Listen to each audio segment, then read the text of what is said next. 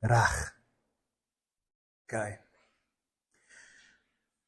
Vandag se boodskap, dra. Okay. Vandag se boodskap is dra. Dit is vir my een van my gunsteling stukkies in die Bybel, Galasiërs 6, as julle julle Bybel wil oopmaak.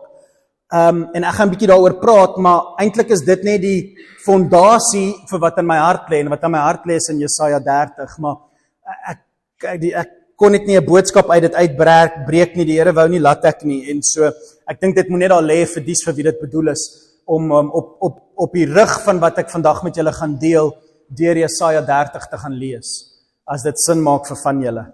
So kom ons begin met hoe die Here dit vir my oopgebreek het en die konteks te skep, sodat Jesaja 30 vir een of twee van julle, julle lewens in 'n ander rigting sal instuur.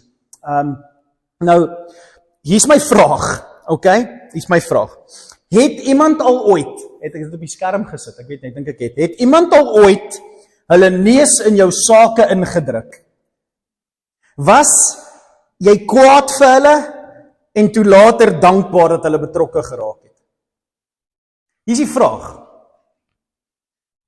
Het iemand al ooit hulle neus in jou sake ingedruk en jy het nie vir hulle genooi om betrokke te raak in jou sake nie, maar hulle stap na jou toe, druk hulle neus 'n bietjie in jou sake in en jy's kwaad? Skaar jou by jou eie besigheid. Wie dink jy is jy? En later was jy bly. Nou kyk, daar's baie tye wat jy seker aan kan dink waar iemand hulle neus in jou sake ingedruk het en jy's nou nog kwaad vir hulle, né? Ek kan dink daar's sulke tye. Ek stel belang in die tye wanneer jy terug gaan kyk het en gesê het, ek is baie bly. Ek bly die foon opgetel en met my gepraat oor wat op jou hart was. Ek was bly het my attent gemaak op dit, alhoewel ek nie jou opinie gevra het nie. Ek is bly. Daar's tye in ons lewens, veral as jy gaan dink aan die Bybelstories soos Paulus, jy gaan dink aan die kerkvergadering, dat Paulus al die pad Jerusalem toe gaan om 'n vergadering met Petrus te gaan hou. Jy dink aan tye wanneer 'n klomp mense hulle neus in iemand se sake indruk, want dit is hulle geloof. Priscilla en Aquila stap na een van die mees geleerdste mense in die antieke tyd, Apollos, en sê vir hom, daar's dinge wat jy nie verstaan nie, kom ek vertel jou. Apollos preek tussen die Jode. Voordat hy Priscilla en Aquila ontmoet, is Apollos 'n pastoor. Hy preek, daar die bisiespad. En in een van sy dienste sit daar 'n man en 'n vrou, wat na die tyd na die pastoor toe stap en sê, dis baie interessant wat jy preek, jy ken die Bybel, die Ou Testament baie goed. Daar's dinge wat jy nie lekker ken nie, kom ons gaan drink 'n koffie. Ons het met 'n ander pastoor gesit, sy naam was Paulus, hy het ons 'n paar goed vertel, ek dink nie jy weet wat hy gesê het nie, kom ons praat met jou. Wie is hierdie Priscilla en Aquila? Hulle is tentmakers, hulle is manne van ambag, hulle is plammers, en hulle sit met 'n pastoor, en hulle druk hulle neus in sy sake, en sê, kom ons wil bietjie met jou gesels. Wat gebeur wanneer jy opstaan, en jou neus in iemand anders se besigheid druk? Ons leef in 'n kultuur en in 'n plek waar almal vir jou sê, jy sorg vir jou, ek sorg vir my. Jy sorg vir jou, ek sorg vir my. Skaar jou by jou eie besigheid. Daar's selfs 'n Bybelvers wat dit sê. En almal wat nie daarvan hou om op te staan nie, hou daarvan om daai vers te lees, maar weer eens, konteks maak saak. Skaar jou by jou eie sake. Ek doen my, jy doen jou.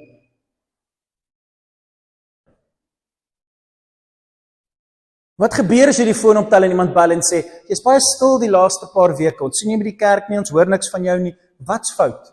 Wat maak dat jy die foon optel en jouself in iemand se lewe gaan indruk? Sê ja, hulle doen, ek moet my doen, my lewe is moeilik genoeg op my eie, ek sukkel self in my eie geloof by mekaar te hou, nou moet ek iemand anders bel en my neus in hulle sake gaan indruk, nee dankie. Dis die pastoor se werk, dit is nie lekker ene, nee. Julle betaal my mos om dit te doen, nee. Dis mos my werk. Nou, hierdie hele preek sê, skaar jou neus in my sake en druk jou neus in my werk in, as dit is hoe jy dit wil sien, en doen my werk maar vir my, dis hy, hoe klink dit, dis hy, doen my werk vir my. Die hele punt is net, dis die pastoor se werk, is dit. Is jy seker? Wat het ons gemaak met ons geloof en in ons Christenskap? Jy sorg vir jou, ek sorg vir my. Die heel eerste storie in die Bybel, waar ons na Adam en Eva sien hoe sonde oorgedra word, is 'n storie van jy doen jou en ek doen my. Dis die kultuur waarin ons leef, hoor. Hierdie kultuur stop Christene om te praat oor hulle geloof in skole, in geselskappe, in plekke waar jy 'n toespraak moet doen in Afrikaans of Engels, en jy mag net nie oor jou geloof praat nie. Daar kom in ons Christelike geloof, en ons mag nie daaroor praat nie. Hoekom? Want ons wil niemand afronteer nie. Ons wil nie my geloof in iemand se sake indruk en sê, sonder Jesus is daar nie vir jou hoop nie. Hoekom druk jy jou neus in my sake? Hoekom oordeel jy my? Wie dink jy is jy? En in die heel eerste storie sien ons hoe 'n broer wat heeltemal homself met sy eie dinge skaar en nie belangstel in wat om hom aangaan nie, en 'n jonger boetie druk sy neus in sy boetie se sake in. En sê boetie, nee, dis nie reg nie. En die boetie raak kwaad en maak hom dood. Soos hulle gaan doen het met die profete, soos hulle gedoen het met die disippels en die apostels, en soos hulle sal doen met jou, as hierdie preek vir jou iets beteken. En God kyk na Kain en sê, Kain, waar is jou broer? En hy sê, is ek dan my broer se oppasser? Ek druk nie my neus in my boetie se saak, en jy moet ek nou weet waar my boetie is. My boetie doen sy ding en ek doen my ding. En God is soos, ek gaan 'n boek skryf, wat die sonde van Kain opvat, sodat wanneer ek in vlees tussen julle kom woon, ek die teenoorgestelde sê as die eerste man wat gesondig het teenoor 'n broer. Is ek my broer se oppasser.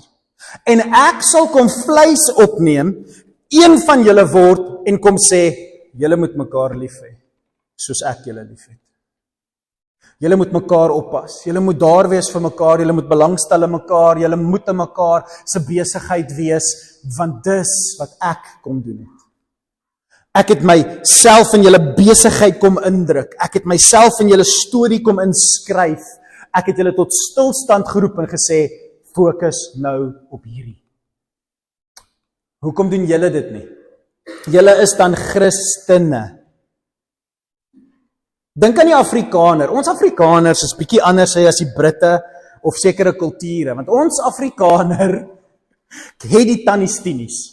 Jy kan maar sê wat jy wil, my ma bly nou daar, ek sien haar met haar krulle rondloop, en dink ek, nou waar is die sigaret en die bottel whisky? Maar dis nou net nie heeltemal daar nie. Maar ons ken die tannies-tinies, die tannie wat oor die draad kyk. Ons weet die Afrikaner druk sy neus in iemand anders se sake. 'n Plaasgemeenskap, jy kan nie hoes nie, dan sê die tannie, o, as jy siek, wat jy moet doen is sit eie in 'n sak en sit dit onder jou voete. Daar's altyd boereraad wanneer enigiets gebeur, want die dame weet wat aangaan, om 'n plaasgemeenskap weet wat aangaan. Die dorp is so klein, jy weet, as jy net jou oë knip, dan is jy verby die dorp, maar almal weet wat daar aangaan. Wat was dit met die eerste Afrikaners?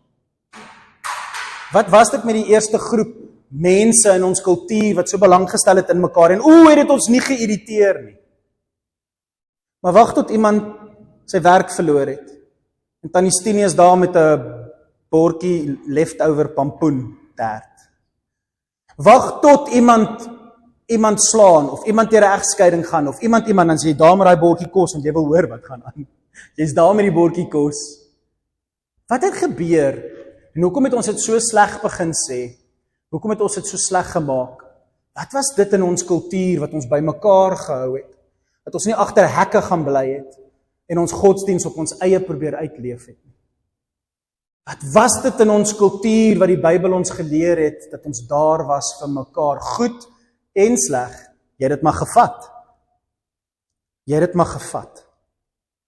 Ons was mekaar se oppassers. Ons was soos een groot familie. En ja, daar was baie frustrasie. Ja, daar was baie trane. Ja, daar was baie konflik. Maar ons was daar vir mekaar.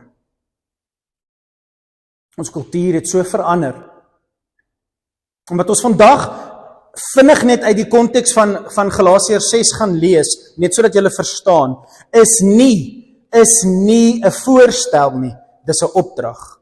Dis 'n opdrag van jou koning. Dis 'n opdrag van die skepper van die heelal. Hy stel nie voor hierdie is 'n goeie manier om te leef nie. Hy sê dit is hoe jy moet leef.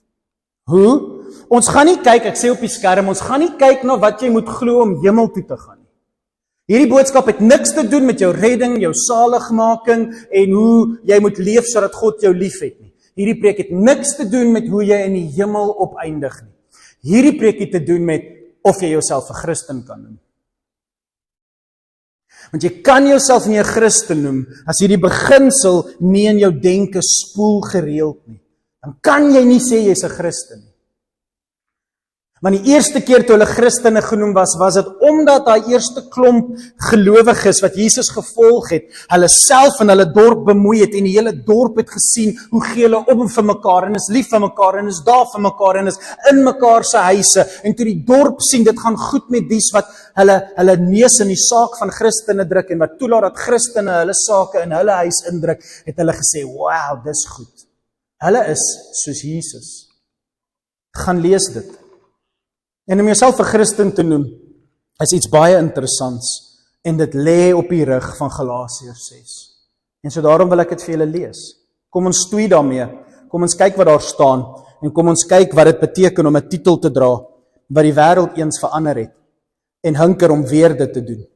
Galasiërs 6 vers 1 sê, is op die skerm nie, as iemand deur een of ander sonde oorval word, moet julle oor daardie persoon praat met ander mense en saam met mekaar bid, dat God iemand anders sal stuur om hulle te help, dan sal die woorde wat julle bespreek oor daai persoon nie skinder genoem word nie. Galasiërs 6 vers 1, kyk is in julle Bybels. Nie jou kop so van my skud nie, Ras, lees jou Bybel. Wat 'n vertaling is dit? Okay, wat 'n vertaling is dit? As iemand deur van 'n sonde oorval word, moet julle dit bespreek met mekaar, handjies vashou, saam bid en sê, ag Here, stuur net iemand. Jy sien, Christendom is nie dit nie. Dis skinder. Die Nuwe Testament is vol van moenie in die kerk laat skinder losbars nie. Want almal was in mekaar se sake. Daarom sê hy, pas op vir 'n vrou wat 'n glasie wyn en 'n skindermond het. Kuier met 'n glasie wyn, dis okay. Ek moet my nou nie fire nie, ek wil net vir sê, dit is okay. Om 'n glasie wyn te drink is okay. Maar as jy 'n glasie wyn drink en jy skinder, is dit nie okay nie. En so die probleem is, mense wat saam kuier met 'n glasie wyn en kaas en dan begin skinder, is wanneer jy verkeerd jou neus in iemand se sake indruk. Wat sê Galasiërs 6, hoe lyk Christendom? As jy 'n glasie wyn vashou en jy kuier saam met iemand, en kom ons gaan lees wat sê die eintlike Bybel. Galasiërs 6 vers 1. As iemand deur een of ander sonde oorval word, hulle word deur sonde oorval. Jy sien hulle val, jy sien hulle maak droog, jy sien hulle leefstyl en wat hulle sê en hoe hulle spot met dinge wat verkeerd is eintlik nie goed nie en jy weet dis nie heeltemal reg nie, maar jy sê niks, want jy wil net nie offend nie. Ek gaan net nie soos hulle praat nie, maar ek gaan maar laat hulle praat soos hulle wil praat, want wie's ek nou om in te meng in hulle sake? Jy sien hulle val, maar ek is nie iemand wat oordeel nie. Want soos jy oordeel, sal jy geoordeel word. Ja, wag totdat jy val, en jy nie wil enigiemand na jou toe stap, en jou op jou voete help nie. Wag tot jy aanhou val, en so ver val, dat jy naderhand uit sy genade uitval, want niemand kom en trap in jou wêreld in, en oordeel wat jy doen nie. Ja, sien of dit lekker is vir jou. Maar nee, soos jy in iemand se sake inkom, nooi jy weer iemand in jou sake in, en saam word ons kerk, en dis waaroor dit hier gaan, is hoe jy oordeel maak saak. Maar as iemand oor een of ander sonde val, moet julle, dis nie 'n voorstel nie, kerk. Dis nie 'n voorstel nie. En weer eens, ek het nie die Bybel geskryf nie. En hier is nie verkeerd vertaal nie. Moet 'n Christen wat geestelik is, een vertaling sê geesgevul is, geestelik is, dit beteken, jy gaan nie net skinder nie, jy gaan nie net praat oor iemand nie, jy gaan nie net jou neus in hulle sake druk, want jy wil die nuutste nuus hoor nie. Hoe gaan dit met jou? Ek hoor, jy en jou man is nie meer so lekker nie. Ja nee, ding is nie so lekker nie, hy is net 'n totale skobbejak. Ek is so jammer om dit te hoor, ek bid vir jou. Het jy gehoor, daai een se huwelik? Wat's geestelik omtrent jou? Hoe is jy gevul met die Heilige Gees as jy iemand anders se tragedie gebruik om jouself op 'n hoër sosiale status te bring? Wat's fout met jou? Iemand moet dit raak sien in jou en met jou daaroor gaan praat. Maar as jy Gees gevul is, in ander woorde, as jy met iemand praat en jou neus daar indruk want die Heilige Gees het iets om te sê. Dis 'n baie groot klousule. Nee, soos my Evelyn, ek voel nie Gees gevuld nie. Jy jok vir my. Daar's mense en die Here druk hulle name op jou hart, jy's net te bang. Jy's bang. Jy voel nie jy ken God genoeg nie, jy voel nie jy ken die Bybel genoeg nie, maar die Here wil juis jou gebruik. Want hulle identifiseer met jou. En jy weet jy moet met hulle praat, maar jy's bang. En nou sê jy, ek is nie geestelik genoeg nie. Jy gaan nie oor hulle skinder nie. Jy gaan nie hulle seer kry gebruik om jouself op te lig nie. Hulle beteken te veel vir jou, maar jy's bang. En jy's bang hulle gaan jou oordeel, hulle gaan jou oordeel. Maar as jy jou neus in hulle sake druk, mag dit dalk 'n ander pad oopbreek wat hulle hele wêreld verander. Julle moet, dies wat in die Gees is, so iemand in 'n gees van sagmoedigheid, nederigheid, né? Met 'n liefdevolle gesindheid iemand reghelp. 'n Mooier woord is herstel. Reghelp, herstel. Hulle was so, toe gebeur daar iets in die huwelik, iets in die finansies, iets in die werkswêreld, 'n tragedie, 'n dood, 'n siekte, en ewe skielik val hulle. Nou, herstel jy hulle tot waar hulle was. Jy is nie besig om hulle te oordeel, want hulle is nie waar jy dink hulle moet wees nie. Jy is nie besig om hulle te oordeel, want hulle is nie ver genoeg in die Gees volgens jou nie. Jy is nie besig om hulle te oordeel, dat hulle nie 'n sterk genoeg Christen is nie. Nee. Hulle was op 'n pad, toe val hulle, jy sien hulle val, en nou tel jy hulle net weer op en herstel hulle op die pad wat hulle stap. Want hulle stap 'n ander pad as jy. Die punt is nie om hulle te maak soos jy nie, die punt is om hulle op te tel as hulle val. En te sê, daar gat jy weer. Herstel hulle net. Tel hulle net weer op. En hoe doen jy dit? Saggies. Hou so aan en jy gaan hel toe. Okay, dis een manier om dit te doen. Maar dis nie wat hier staan in Galasiërs 6 vers 1 nie. Sagmoedigheid. En dan sê dieselfde vers, maar let op jouself. Fokus op ander mense, maar pas op vir jouself. Wow, hier is mooi. Pas op vir jouself, dat ook jy nie versoek word nie. Wow. Jy ken iemand wat nie kerk toe gaan nie. En jy bel hulle en gaan kuier by hulle en braai saam met hulle en jy wil 'n bietjie hoor hoekom gaan hulle nie kerk toe nie. En hulle begin praat oor 'n rede hoekom hulle nie kerk toe gaan nie. En daai rede is die ding wat jou ook pla hoekom jy ook nie eintlik meer wil kerk toe gaan nie. En hulle is geestelik en hulle ken die Bybel en hulle praat oor die Here en hulle profeteer en hulle doen maar is goed. Maar hulle gaan nie kerk toe nie. En vandat ek opgehou het kerk toe gaan, het my stap met die Here soveel beter geraak. Vandat ek opgehou het luister na dominees en pastore wat maak asof hulle alles weet, het my wandel met God so goed geraak. Hoe is dit? Ek wil nou net sê, ek stap Sondag in die kerk en ek oordeel die tannie se kort rok en die pastoor preek al weer te lank en ek weet nie, ek kry nie veel daar uit nie, want ek sit nie die hele tyd en oordeel almal. Miskien moet ek ook net eerder by die huis sit op 'n Sondag. Wie oortuig wie? As jy na iemand toe stap wat val, is die eerste vraag van hierdie geestelike mense met sagmoedigheid, hoekom het jy jou neus in hulle sake gaan indruk?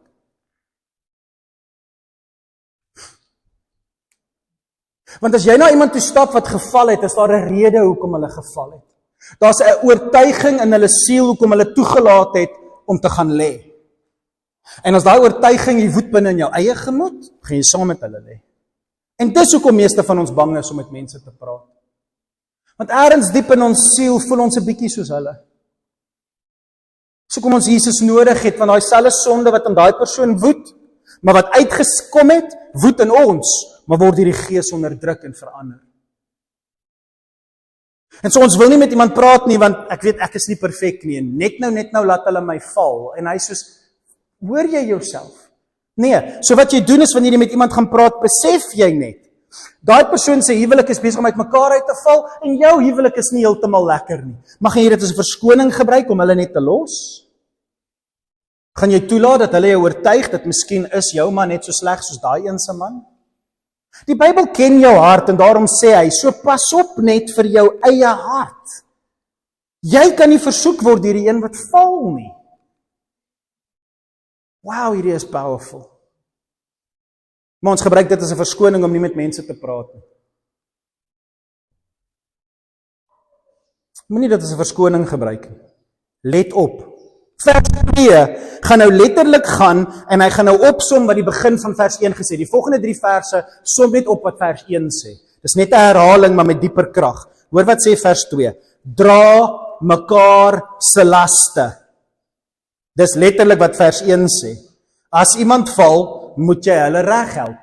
Dra die laste. Dra beteken kom onder die gewig wat hulle dra in en tel dit vir hulle op.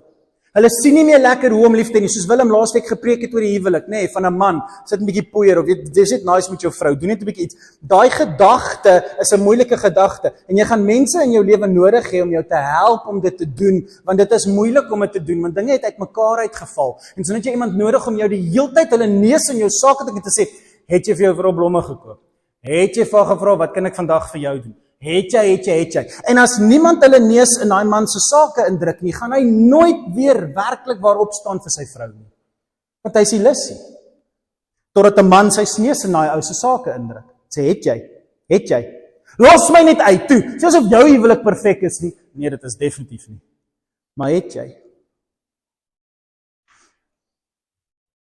En ek dra daai las omdat jy dit nie self wil doen nie vir jou, deur om vir jou te vra, het jy. En jy gaan kwaad raak vir my omdat ek jou dit vra, en dis 'n las wat ek dra. Daai sonde wat binne in jou woed, ek dra daai sonde as jy kwaad raak vir jou beste vriend, omdat jou beste vriend sy neus in jou sake druk. Ek dra dit vir jou. Klap my deur my gesig en ek laat jou toe. Soos Jesus toegelaat het, dat hulle hom slaan, en jy woord gesê het. Nie my lelik wees nie, ek probeer jou net help. As jy met my lelik is, praat ek nooit weer met jou nie. Nee, dis nie 'n Christen nie. 'n Christen weet jou vriend het geval en daarom dra hy hierdie las van sy woede wat hy binne in hom woed, omdat sy vrou disrespekvol is teenoor hom en hy niks meer liefde in haar oë ervaar nie. Nou dra ek die woede wat hy teenoor sy vrou koester en daarom te sê, gaan maak 'n verskil. Dis vriendskap in die Here en dis nie maklik nie en daarom sê hy, jy moet so leef as jy 'n Christen genoem wil word, want dit gaan jou iets kos. Dra die las en vervul so die wet van Christus. Vervul so die wet van Christus. Vervul die wet van Christus. Jog, ek wil nou 'n bietjie iets daaroor sê, dis so mooi. Die wet van Christus. Kom ons gaan aan. As iemand werklik meen dat hy iets is, terwyl hy niks is nie, bedrieg hy homself. Dis die tweede gedeelte van die eerste vers, nê? Wat letterlik sê, so mooi, waar is ek? Wat letterlik sê, dat jy nie versoek moet word nie. Let op jouself dat jy nie versoek word nie. Dan sê hy, as jy dink jy's iets, maar jy's eintlik niks, bedrieg jy jouself. Hoekom stap jy na daai vriend toe? Want jy dink, jy's so amazing. O, my huwelik is so great. O, ek weet hoe om met geld te werk. O, ek is so amazing. Kyk hoe werk ek met geld. O, as julle maar net met geld wil werk soos ek. O, as julle maar net julle huwelike wil hardloop soos ek. O, as julle maar net die Bybel wil lees soos ek. En jy kom met hierdie houding na mense toe gestap. En jy dink jy's iets. Ons pastore sukkel baie met daai een. Maar ek dink enige iemand wat 'n sekere punt in sy lewe bereik het van sukses, sukkel met daai een. Waar jy die Bybel so goed ken, of waar jy finansies of sekere dinge so goed ken, dat jy nader aan dink jy's iets, want jy het iets bemag. Jy's 'n trappie bo ander mense. En dan sien jy sukkel ander mense met die ding wat jy al voel jy al gemeester het, en dan begin jy dink, jy is iets, en dan sê, as iemand werklik meen dat hy iets is, terwyl ons eintlik in die oë van die Heilige Gees wat ons nou gebruik in daai persoon se lewe, niks is nie, uit die pad uit moet kom, dat ons hulle nie kan help nie, die Heilige Gees in ons kan, en ons kom nie uit die pad uit nie, dan bedrieg ons onsself om te dink ons help iemand. Want wat hulle nie nodig, hulle het nie jou insig nodig nie, hulle het God se nodig. En dit kan kom deur wat jy doen en wie jy is, maar dit moet deur hom kom. Elkeen moet sy eie dade beoordeel. Dis letterlik wanneer hy sê, let op jouself. Vers 1, let op jouself. Elkeen moet sy eie dade beoordeel. Elkeen moet sy eie dade beoordeel. So wie blameer jy vir jou val? Wie se skuld is dit dat jy so swaar kry? Was dit jou dronk pa? Was dit jou pa wat jou maag geslaan het? Was dit die onderwysers op skool? Was dit hoe jy groot geword het? Was dit dat jy niks geld gehad het nie en jy so arm was dat jy moes steel en jok en lieg net om eers 'n toffie in die hande te kry? Wie blameer jy? Jou ouers? Blameer jy jou vrou? Blameer jy jou kinders? Wie blameer jy die politiek in ons land asof ons in die ergste tyd in die geskiedenis leef? Asof ons politieke sisteem die ergste politieke sisteem nog ooit op aarde was waaronder Christene moes leef? Asof die ANC 'n besigheidsman so doodmaak soos geen ander Christen al ooit 'n besigheid gehad het, doodgemaak was deur hulle regerings nie. Beoordeel 'n bietjie jouself en kyk 'n bietjie. Wie blameer jy vir jou vloek en jou hardkoppigheid? Wie blameer jy? Kyk 'n bietjie. Kyk 'n bietjie na jou eie lewe en vra jouself die vraag: hoekom druk jy nie jou neus 'n bietjie in iemand se sake nie? Want jy's besig om te blameer en daarom kan jy niemand help nie. Want as jy blameer, kan jy niemand help nie en elkeen moet sy eie dade begin beoordeel. As jy jou beste vriend sien sukkel met sy huwelik, dan gaan jy onmiddellik aandag gee aan jou huwelik. As jy iemand help met finansies, gaan jy kyk hoe jou finansies is. As jy besig is om iemand finansiëel te ondersteun, sê nou maar jy betaal vir 'n kind om skool toe te gaan. Ewe skielik is jou finansies baie belangrik, want nou moet dit reg uitwerk, nê? Want as jy nie meer mooi met jou finansies werk nie, kan jy nie meer daai persoon of daai kinderhuis ondersteun nie. En so nou moet jy na jou eie sake kyk, want jy is besig om iemand anders met hulle sake te help, en jy kan nie skynheilig wees nie. Jy kan nie vir iemand anders sê, vat van jou finansies en help ander mense, en jy help nie ander mense nie, dan is jy mos skynheilig, en so begin God in jou werk.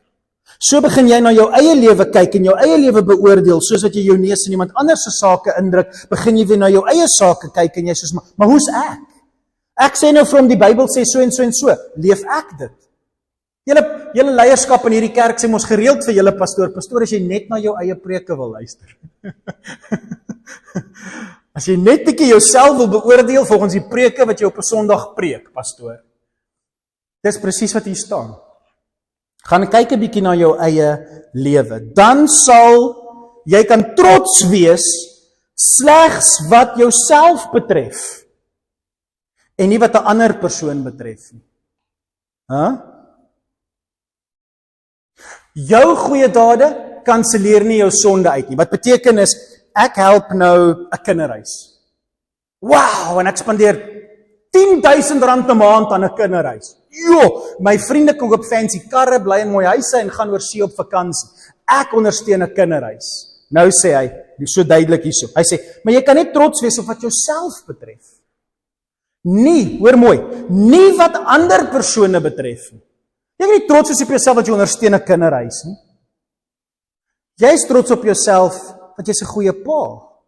Jy is trots op jouself want jy is besig om te kyk na jou eie lewe. Jy is trots op jouself want inwendig is jy besig om 'n pad voor die Here te stap en jy staan voor die Here met jou eie lewe. Jy kan nie sê, ja Here, ek weet ek is besig om my vrou te skei, maar ten minste ondersteun ek 'n kinderhuis. Dis wat daai vers sê. Jy moet trots wees op jouself. Die feit dat jy hier binne in jou fight is waarna God kyk. Nie die eksterne mense wat jy help nie. En die teenoorgestelde is ook waar in hierdie vers. Jy kan in 'n goeie kerk kom sit en toegevou word deur goeie mense en dan op 'n Maandag tot op 'n Saterdag rondloop en vloek en drink en hoendermoer en dan Sondag hier kom sit en sê, hier is so 'n nice groepie mense hier om my. Jy kan nie laat ander mense wat jou ondersteun finansiëel en jou help en jy gaan sit in hulle huis vir Bybelstudie en al daai tipe goed sê, wow, dinge is so goed in my lewe nie. Jy kan net ander mense se goedheid in jou lewe jou laat goed voel nie. Jy moet na jouself kyk. Hulle is goed, hulle is Christene, hulle dra my laste, hulle hou my regop. Wat van my? Wat doen ek? Is ek besig om vir die Here te lewe? Of is ander mense net besig om my regop te hou? Jy moet trots wees op jouself en die poging moet jy hier binne wend, waar ook al jy is in die lewe. Moet jy kan trots wees op die pad wat jy met die Here stap en nie wat ander mense om jou stap en betref nie. En dan eindig hy met vers 5, want sê hy, want elkeen moet sy eie las dra. Vers 2, dra mekaar se laste. Dis die wet van Christus. Vers 5, elkeen moet sy eie las dra.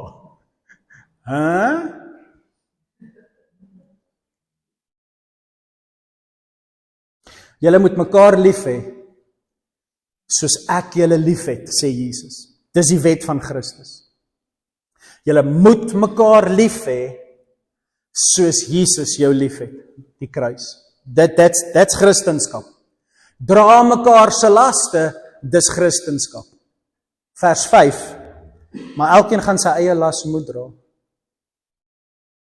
Nou net om julle bietjie net, omdat ek moet slim wees en julle moet dink ek is baie slim, hoor net 'n bietjie die Grieks vir die twee woorde vir die woord las. Hoor 'n bietjie hoe mooi klink dit as 'n taal bietjie ouer is, sê nou maar as Afrikaans, wat die jongste taal op die planeet is. Hoor hoe klink een van die oudste tale Grieks, wanneer hy soveel definisies vir woorde het. In vers 2, wanneer dit sê, dra mekaar se laste, is die woord laste daar is bare. Dink aan die woord baie, baie. Die woord is bare, en bare beteken baie swaar, baie swaar. Dra mekaar se baie swaar laste. Daai tas wat so swaar is as ons op vakansie gaan, wat my vrou hom nie kan dra nie, dan loop ek met 6 sakke op my skouers en 2 agter my en ek dra almal so goed, want dis te swaar vir hulle, want hulle sakkies is vol. Daai swaar las wat jy nie kan dra nie, die blikkie, daar's hy, die dopie wat die vroutjie nie kan oopmaak nie, dis hoekom julle ons mos nog hou in die huis, nee, is net omdat daai elektriese blikoopmaker nog te duur kos vir julle, dan laat jy jou man goed vir hulle maak, daai swaar las wat jy nie kan dra nie, nee. Dra daai las vir iemand. Dis wat hier staan. Dra bare vir iemand. Dis te swaar vir hulle om kerk toe te kom.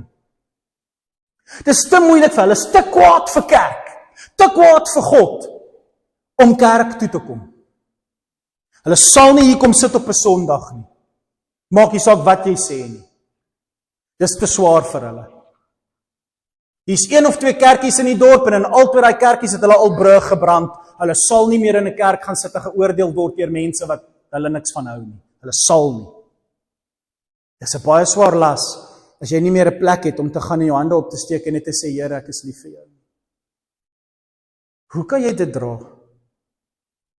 Dis mense in ons gemeente wat daai las begin dra vir ander mense deur om sê hulle huis op 'n Woensdag aand oop te maak. Daar's 'n agent in die dorp wat Woensdagoggende 'n klomp manne bymekaar trek in 'n koffieshop, sodat mense wat dalk vind dis 'n swaar las, maar net bymekaar kan kom en 'n bietjie saam met die Bybel kan sit sonder judgment. Daar's mense wat op kreatiewe maniere dink hoe om daai las vir iemand te dra. Daar's maniere om 'n swaar las vir iemand te dra. Maar die woord in vers 5, want elkeen moet sy eie las dra. Daai woord las, hoor hoe mooi is dit, dis die woord portion. In Engels, your portion, jou gedeelte, is die woord gedeelte. Portion is daai las. Elkeen gaan sy eie gedeelte moet dra. Niemand kan vir jou Christenskap uitleef nie. Niemand kan vir jou leef nie. Maar as dinge te swaar raak, moet iemand hulle neus in jou sake indruk, want jy kan dit nie dra nie. Iemand moet jou help, en jy moenie hardkoppig raak as iemand jou help nie. Wanneer hulle begin te veel, selfs wanneer 'n Christen foute maak in jou lewe, en hulle druk hulle neus in jou sake in, met die gees van God, en dan begin hulle eie vlees 'n bietjie uitklim, en hulle raak 'n bietjie te betrokke. Vergewe hulle probeer hulle bes, maar ons almal maak foute, ons trap 'n bietjie verkeerd, en trap soms te ver. Maar jy moet verstaan, jy kan nie hierdie swaar las alleen dra nie. Maar jy gaan moet iets dra. 'n Preek op 'n Sondag kan jou nie hemel toe vat nie. Jy gaan moet iets dra, jy gaan moet 'n gedeelte dra, jy kan nie laat ander mense aanhou vir jou kos koop en geld gee en jou ondersteun en alles vir jou doen en jy net so cruise deur die lewe nie. Eers moet jy opstaan en sweet en werk en iets doen. Elkeen moet sy eie gedeelte dra. Een van die mooiste stories, so ek het vir julle wil uitbeeld, en dan sal ek daar stop vir nou. Die mooiste manier ek het wil uitbeeld, is juist my prentjie vir vandag se preek. As hierdie gedeelte van kruis dra, volgende skyfie, dink ek, hoop ek. As hy werk. Het hy weer gevries? Het hy gevries alweer? Ok. Wel, die volgende beeld wat ek wil hê julle moet onthou, is hierdie beeld. Die kruis. Christus se liefdeswet. Onthou julle toe Jesus, ja, los hom maar net daar. Onthou julle toe Jesus sy kruis dra? en sy kruis was baré. Ken julle die Paasfees storie? Weet julle waarvan ek praat? Jesus, die seun van mens, nie God nie, ons dra die las. Hy verteenwoordig jou. Hy is 'n mens, die seun van die mens. Jesus die mens dra hierdie swaar las en is te swaar en hy val op sy knieë. Hy val plat. 1 keer, 2 keer, 3 keer. Is baré te swaar vir Jesus om te dra en hy het gekom om hierdie kruis te dra. Hy het gekom om hierdie Via Dolorosa te stap. Dis die rede hoekom hy gebore is en is die rede hoekom hy lewe. En is te swaar vir hom om te dra. Here, my vlees is gewillig, my gees is gewillig, maar my vlees is te swak vir hierdie kruis. Hoekom dink julle is daar kerk? Hoekom dink julle bestaan die kerk?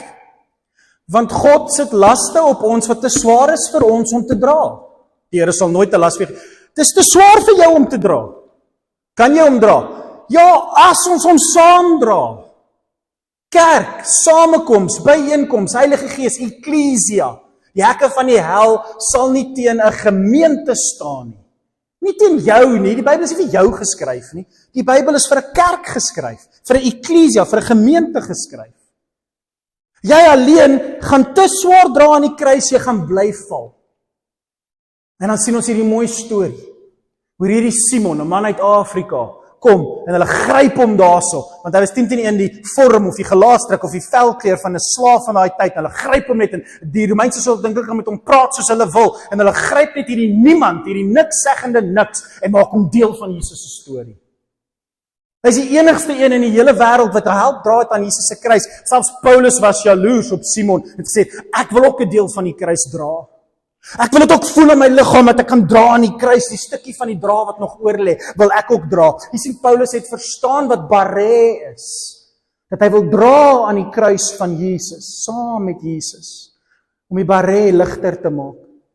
En Simon word gegryp en hy moet hierdie kruis saam met Jesus dra. Maar was dit Simon se kruis om te dra? Nee. Dit was Jesus se porsion. Dit was Jesus se las. Jesus moes die kruis dra. Hy kon dit nie net oorgee vir Simon om te dra nie. Jy kan nie 'n godsdiens vir 'n pastoor se preek elke Sondag gee en sê pastoor, dra my godsdiens vir my nie. Dis jou las om te dra. Jy kan nie sê die pastoor het my nie kom besoek toe ek in die hospitaal was nie. Waarvan praat jy? Jy het 'n las om te dra. Christen, dra hom. En as dit swaar raak, kom ons hoop jy het genoeg Christen in jou lewe wat bietjie hulle neus in jou saak kan nou en dan indruk. Dit is die voorbeeld wat ons het op die kruis. Dis vir my so mooi. Want so ek gaan nie eers verder, julle kan die res van die versies in Galasiërs lees, dit is so mooi. Dit is so mooi wanneer jy dink elkeen moet sy eie las dra. Direk die volgende versie in vers 6 sê hy, ja, elkeen moet sy eie las dra, maar ag, julle pastoor wat so goed vir julle preek, julle wat so lekker daar buite leef, ag, ondersteun bietjie julle pastoor. Nou, ek wil dit nie preek nie, want ek wil nie julle moet dink ek vra hiervoor nie, maar dis my interessant. Al wat hy daar probeer sê is, elkeen moet sy eie las dra, maar nie die pastoor nie. Julle moet sy las vir hom dra. Hy probeer 'n punt maak. Sekere mense gaan sekere dinge doen en het nie 'n plaas nie en kan nie boer nie, en so jy gaan daai las vir jou pastoortjie moet dra. Dis pastore in ons dorp wat werk vir 'n lewe en geld maak op hulle eie, en tentmakers bedieninge het, en dis wat hulle doen, en dan ander soos ek wat dit nie doen nie. En soos, miskien gaan julle daai las vir my dra, of miskien verlang, miskien die gemeente doen al so goed vir my, vir soveel jare, doen die gemeente so goed vir my. En julle dra baie van my laste vir my. En die laste wat julle nie kan dra nie, dra die Here op wonderwerk maniere, Michelle. Op wonderwerk maniere dra die Here laste vir ons wat nie gedra kan word nie. Maar ons laste word gedra as 'n gesinnetjie. En my vrou werk hard om van die ander laste te dra. En dis wonderlik hoe die Here werk, maar die punt bly staan is hy sê, ja, elkeen moet sy eie laste dra, maar dra mense se laste ook vir hulle. En doen goed aan mekaar. Vir almal. Vir al Christene. Gaan lees dit. Dra mekaar se laste. Vervul die wet van Christus. Vir almal, vers 10, maar veral vir jou mede-Christen. En so, Jesus ons koning sê, jy moet mense lief hê soos ek jou lief het. En hy het sy neus in jou sake kom indruk. Soveel so dat Dawid partykeer gebid het, ag Here, draai net so 'n bietjie weg van my af, jy's te betrokke in my lewe.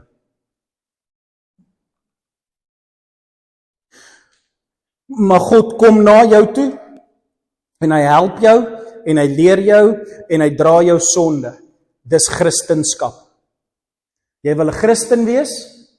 Volg Jesus. Hy stap na iemand toe, hy help hulle in hulle swakheid, hy leer hulle hoe om hulle eie portion, hulle eie gedeelte te dra, en hy vat hulle sonde op hulle skouers. Dis 'n Christen.